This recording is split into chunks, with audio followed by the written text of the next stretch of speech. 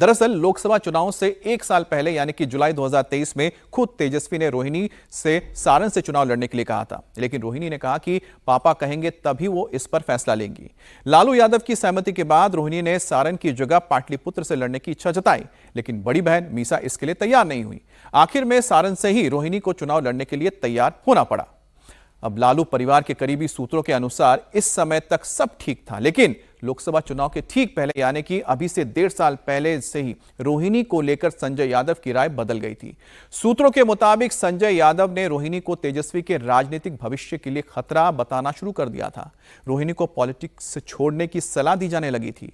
कई बार रोहिणी को अपमानित भी किया गया और रोहिणी के करीबी सूत्रों के अनुसार रोहिणी को सारण से चुनाव हराने की कोशिश भी की गई और इसमें लालू परिवार के करीबी एमएलसी को भी साथ लिया गया।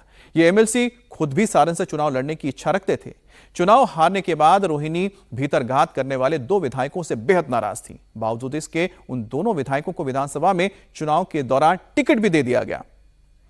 हमारे साथ शोएब जुड़ गए हैं। शोएब, जो अंतरकलह है परिवार का अब खुलकर निकलकर सामने आ चुका है।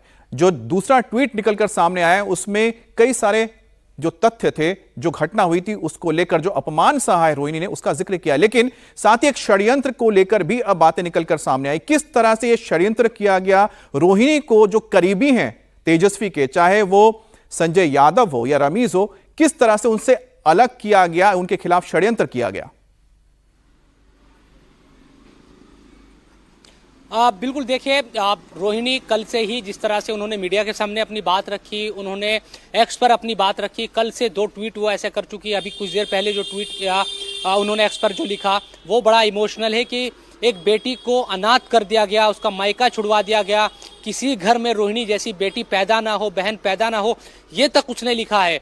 तो सोचिए कि किस तरह की जो एक इमोशनली हर्ट हुआ है कहीं ना कहीं रोहिणी को, और उसको बयां करने की उनकी तरफ से कोशिश की गई है। कल हमने दिन में भी देखा, रात जब वो एयरपोर्ट से गई तब भी देखा, और आज उन्होंने लिखा है। और पूरा जो मामला है वो नीतीश जी हमारे जो साथी उन्होंने भी बताया और आपने भी बताया। लेकिन इस वक्त जहां मैं मौजूद हूँ, ये तेज प्रताप का घर है। इंतजार ये हो रहा है क्योंकि पटना में यहाँ पर एक मीटिंग भी चल रही है तेज प्रताप की कुछ लोगों के साथ।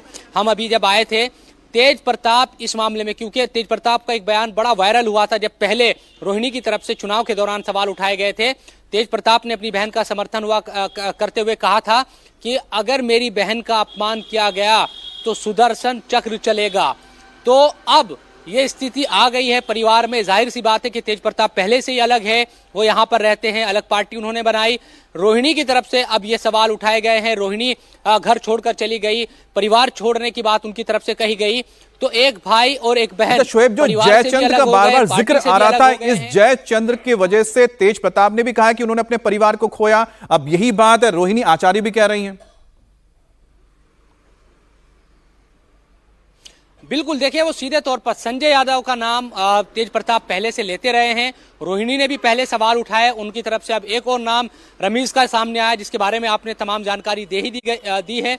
लेकिन साफ तौर पर देखिए संजय यादव के बारे में तो लगातार चुनाव के दौरान भी लोग ये बात कहते रहे हैं कि उन्हीं की बात को तेजस्वी यादव ने पूरे चुनाव के दौरान माना, चुनाव से पहले माना।